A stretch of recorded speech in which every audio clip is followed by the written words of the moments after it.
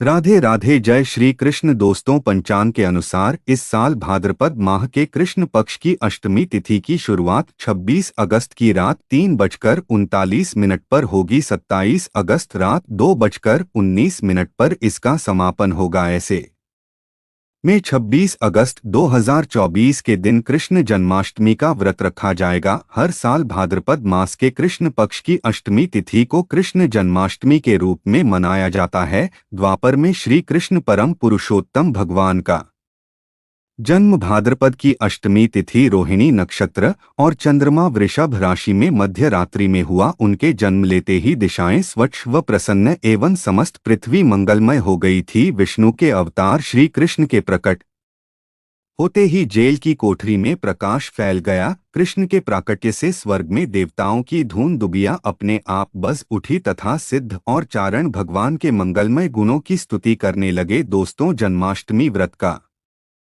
महत्व। शास्त्रों में जन्माष्टमी के व्रत को 1000 एकादशी व्रत के समान माना गया है। 100 बार गंगा स्नान करने का जो पुण्य मिलता है, मात्र जन्माष्टमी का व्रत करने से प्राप्त हो जाता है। जाप का अनंत गुना फल देने वाला जन्माष्टमी के दिन ध्यान, जाप और रात्र जागरण का विशेष महत्व है। इसलिए जन्माष्टमी की रात में जागरण करके भगवान के भजन कीर्तन करने चाहिए। भविष्य पुराण में इस व्रत के संदर्भ में उल्लेख है कि जिस घर में यह देव का व्रत किया जाता है, वहां अकाल मृत्यु, गर्भपात, किसी भी मां के बच्चे गर्भ में नहीं मरते, गर्भ ठहरता है, वैधव्य, दुर्भाग्य तथा कलह नहीं होती। जो एक बार भी इस व्रत को करता है, उसे श्री कृष्ण का आशीर्वाद प्राप्त होता है। वह प्राणी संसार के सुखों को भोग कर विष्णु लोक में निवास करता है। जन्माष्टमी पूजन विधि। हिंदू धर्म में भगवान श्री कृष्ण की पूजा सभी संकटों से निकालकर सुख, समृद्धि और सौभाग्य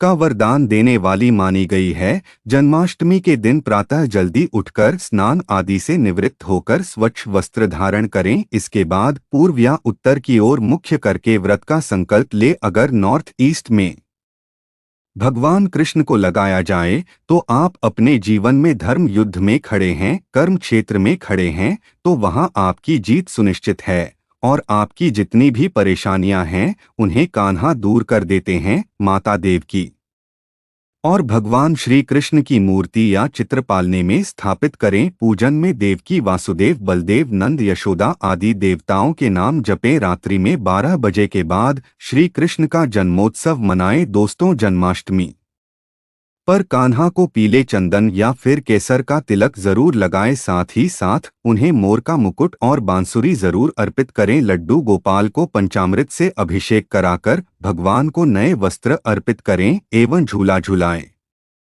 तुलसी डालकर माखन, मिश्री व धनिये की पंजीरी का भोग लगाएं। तत्पश्चात आरती करके प्रसाद को वितरित करें। दोस्तों, कृष्ण जन्माष्टमी कब है? पंचांग के अनुसार इस साल भाद्रपद माह के कृष्ण पक्ष की अष्टमी तिथि की शुरुआत 26 अगस्त की रात 3:39 पर होगी। 27 अगस्त रात 2:19 पर इसका समापन होगा। ऐसे में 26 अगस्त 2024 के दिन कृष्ण जन्माष्टमी का व्रत रखा जाएगा। कृष्ण जन्माष्टमी की पूजा मध्य रात्रि की जाती है, इसलिए इस साल भगवान श्री कृष्ण का जन्मोत्सव 26 अगस्त 2024 सोमवार को मनाया जाएगा। दोस्तों, चलिए जानते हैं जन्माष्टमी पर श्री कृष्ण की जन्म कथा। दोस्तों, जन्माष्टमी की यह कथा चुपके से भी सुनने से समस्त तकलीफें, बीमारियां सब समाप्त हो जाती हैं। पितृदोष, मंगल दोष, काल सर्प दोष, शनि दोष तुरंत ठीक हो जाते हैं। आइए सुनते हैं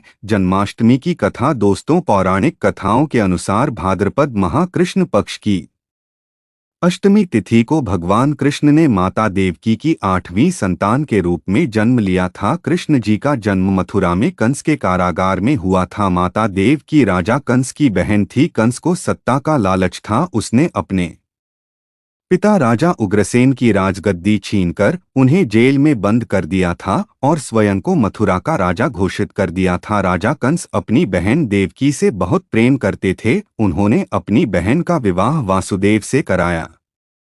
था, लेकिन जब वह माँ देवकी को विदा कर रहा था तभी एक आकाशवाणी हुई कि देवकी का 8वां पुत्र कंस की मौत का कारण बनेगा। यह सुनकर कंस डर गया। उसने तुरंत अपनी बहन और उनके पति वासुदेव को जेल में बंद कर दिया।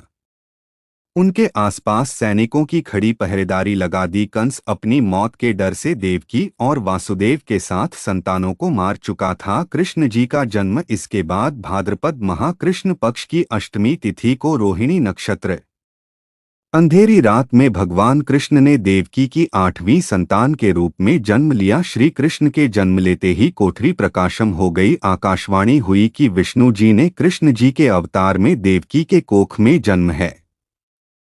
उन्हें गोकुल में बाबा नंद के पास छोड़ आए और उनके घर एक कन्या जन्मी है, उसे मथुरा लाकर कंस को सौंप दे। कान्हा चले गोकुल धाम। आकाशवाणी सुनते ही वासुदेव के हाथों की हथकंबा गोपाल को रखकर सिर पर रख लिया और गोकुल की ओर चल पड़े। कान्हा को गोकुल धाम ले जाने में वासुदेव को कई मुसीबतों का सामना करना पड़ा। यमुना नदी कृष्ण जी के चरणों को स्पर्श करने के लिए उफान पर आ गई, लेकिन चरण स्पर्श के बाद वह फिर से शांत पड़ गई। वो कान्हा को बाबा नंद के पास छोड़ आए और गोकुल से कन्या को लेकर वापस लौट आए। जेल अपने आप बंद हो गया और उनके हाथों में हथकड़ियां लग गई। कन्या के रोने की आवाज सुनते ही सभी पहरेदार उठ गए। कंस बंदी गृह आया। वह कन्या को देवकी और वासुदेव की 8वीं कन्या समझ उसे मारने चला, लेकिन वह आकाश में उड़ गई और फिर से आकाशवाणी हुई कि कंस को मारने वाला अब इस दुनिया में पैदा हो चुका है।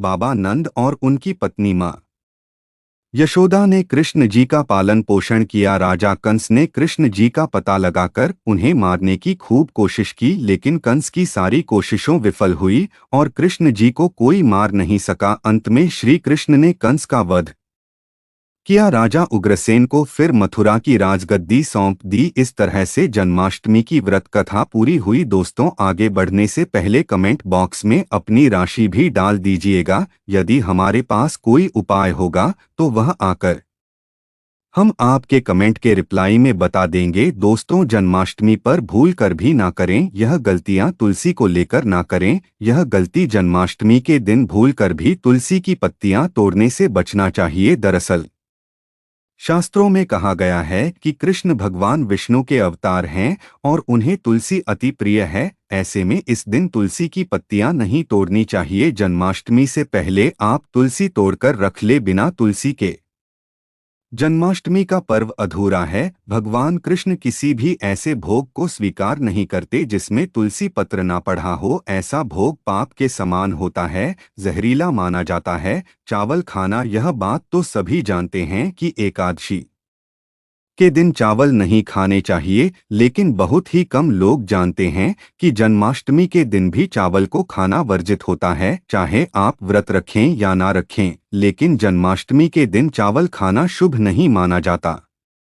तामसिक भोजन, जन्माष्टमी के दिन तामसिक भोजन वर्जित माना जाता है। ऐसे में इस दिन मांस, मदिरा, प्याज और लहसुन नहीं खाना चाहिए। इस दिन गलती से भी लहसुन प्याज का खाना कभी मत बनाना, क्योंकि राहु केतु के कारण ही लहसुन प्याज की उत्पत्ति हुई है और भगवान विष्णु और राहु केतु के बीच में भीषण शत्रुता होती है। अनादर करना, भगवान कृष्ण के लिए सभी भक्त एक समान होते हैं। ऐसे में इस दिन किसी भी व्यक्ति का अनादर करने से बचना चाहिए। एक बार भगवान कृष्ण के भक्त ने एक व्यक्ति का अपमान कर दिया था। उसी क्षण भगवान कृष्ण ने अपने भक्त को श्राप दिया था। इसीलिए किसी का भी अपमान ना करें। गाय को सताना, गाय भगवान कृष्ण को बहुत ही प्रिय है, क्योंकि कृष्ण अवतार में उनका पालन पोषण एक ग्वाले के घर में हुआ था। ऐसे में जन्माष्टमी के दिन किसी भी गाय और बछड़े को भूल कर भी नहीं सताना चाहिए। भगवान कृष्ण गाय को सबसे प्रिय मानते हैं। गाय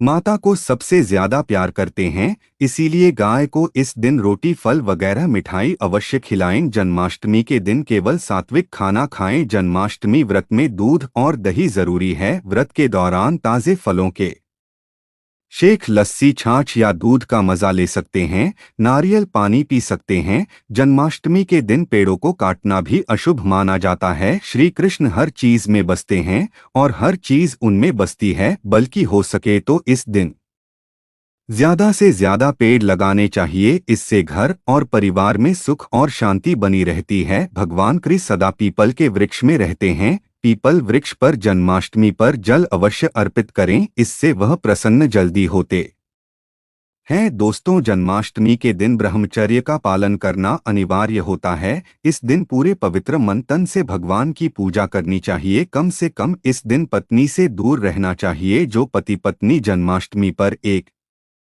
दूसरे से दूर रहते और संयम और नियम का पालन करते हैं तो उन्हें एक सुशील और सुंदर पुत्र की प्राप्ति होती है। बालक का मुख भगवान कृष्ण की तरह होता है और शरीर भगवान कृष्ण की तरह कोमल होता है। जो लोग इस दिन व्रत रखते हैं तो उन्हें रात में 12 बजे से पहले अपना व्रत नहीं खोलना चाहिए। उससे पहले व्रत खोलने से पूजा का फल नहीं मिलता है और व्रत भी अधूरा माना जाता है। जन्माष्टमी पर करें इन मंत्रों का जाप। भगवान कृष्ण की कृपा से आपकी समस्त गरीबी दूर हो जाएगी, आप धनवान हो जाएंगे, मालामाल हो जाएंगे। आपके घर में राधा रानी की कृपा बरसेगी, माता लक्ष्मी की कृपा बरसेगी। दोस्तों, श्री कृष्ण मंत्र त्रिन कृष्णाय नम। भगवान श्री कृष्ण के इस मंत्र का जाप करने से धन धान्य की प्राप्ति होती है। ऐसे में जन्माष्टमी के विशेष अवसर पर इस मंत्र का जाप करने से साधक को शुभ फलों की प्राप्ति होती है। हरे कृष्णा